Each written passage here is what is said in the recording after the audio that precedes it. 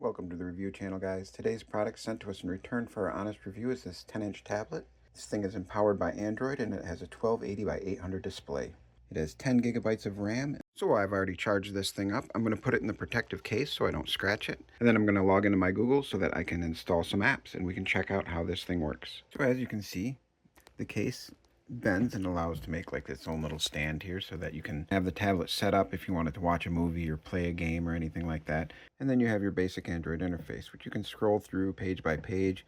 It has its own camera here, so you can do photos or videos or anything like that. You can open up your games and programs. So normally I play these games on my phone, but with this, the screen's bigger. I can see all the words, I can read them. I don't have to remember what all these cards do based on their pictures, because if you've ever played this game, you know there's hundreds of cards, hundreds of birds out there.